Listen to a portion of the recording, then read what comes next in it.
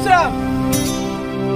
78वें स्वतंत्रता दिवस के अवसर पर वसई विरार मनपा क्षेत्र अंतर्गत सरकारी व गैर सरकारी संस्थाओं की ओर से गुरुवार को ध्वजारोहण कर आजादी के जश्न को सांस्कृतिक और राष्ट्रभक्ति के गीतों के साथ मनाया गया। वसई विरार मनपा के विरार पश्चिम स्थित नए मुख्यालय पर मनपा आयुक्त अनिल पवार के द्वारा ध्वजारोहण किया गया, जिसके बाद राष्ट्रगान गाकर तिरंगे को सलामी दी गई।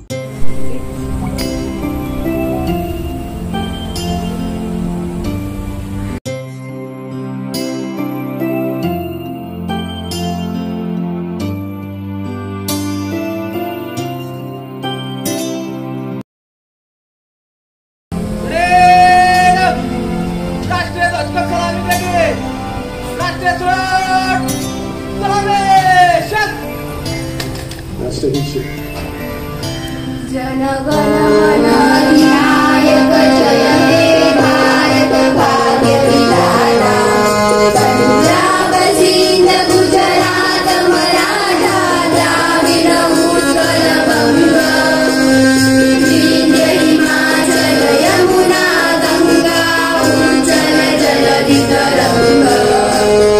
तव शुभ नामे जागे तव शुभ आशीष मागे गाहे तव जय गाथा। जन गण मंगलदायक जय हे भारत। इस अवसर पर मनपा के समस्त विभाग के अधिकारी व कर्मचारीगण उपस्थित रहे, तो वहीं पुलिस विभाग भी उपस्थित नजर आई। वहीं पुलिस ने परेड भी की, तो वहीं कई राजनीतिक पार्टियों के जनप्रतिनिधि भी उपस्थित नजर आए। वहीं आजादी के इस पावन पर्व पर मनपा द्वारा शुरू की गई इलेक्ट्रिक बस का भी उद्घाटन किया गया। वसई विरार महानगर पालिका कार्यक्षेत्रातील सर्व नागरिक, सन्माननीय पदाधिकारी, सन्माननीय आमदार महोदय, आदरणीय जितेंद्र आप्पा ठाकूर, तसेच आदरणीय दादा, सर्व माजी सन्माननीय नगरसेवक, सर्व नागरिक, विद्यार्थी, पत्रकार बंधूंनो आणि भगिनी, या सर्वांना स्वातंत्र्य दिनाच्या खूप खूप शुभेच्छा। आज आपण 78वा स्वातंत्र्य दिन साजरा करतोय। या स्वातंत्र्य दिनाच्या निमित्ताने राज्य शासनाने 2 महत्वाकांक्षी उपक्रम सुरू केलेले आहेत, जे महापालिका कार्यक्षेत्रामध्ये आपण राबवित आहोत। त्यापैकी एक म्हणजे मुख्यमंत्री माझी लाडकी बहीण योजना। या योजनेअंतर्गत महापालिका कार्यक्षेत्रामध्ये आपण आतापर्यंत 1,14,000 पेक्षा जास्त माता भगिनींनी सहभाग नोंदवलेला आहे।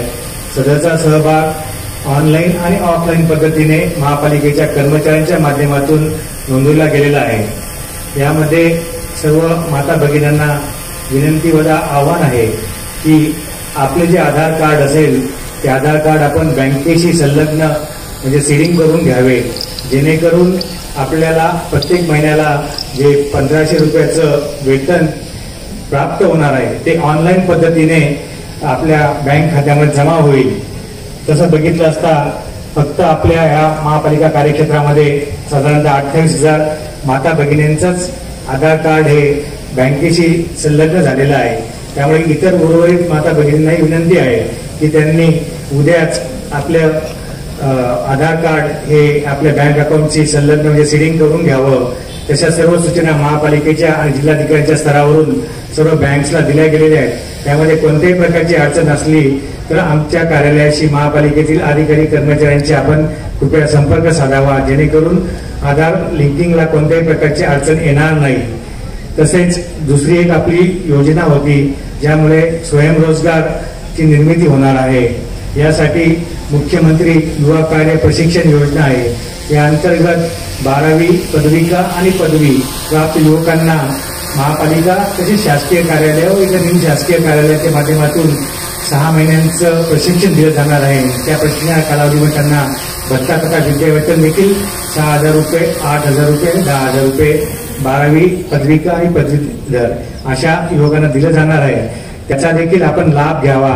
त्यासाठी देखील महापालिकेच्या माध्यमातून आम्ही सर्व सेवा उपलब्ध करून दिलेली आहे. आतापर्यंत साधारणतः 170 युवकांनी याच्यामध्ये भाग घेतलेला आहे. अजून पण माझं सर्व युवकांना आव्हान आहे की यामध्ये आपण जास्तीत जास्त भाग नोंदवावा, जेणेकरून आपल्याला महापालिकेच्या ज्या वेगवेगळ्या विभाग आहेत त्यांच्या माध्यमातून प्रशिक्षण दिलं जाईल आणि त्याचा उपयोग आपल्याला स्वयंरोजगाराकरता होईल. अशी विरार से क्राइम रिपोर्टर्स टीवी न्यूज की एक रिपोर्ट.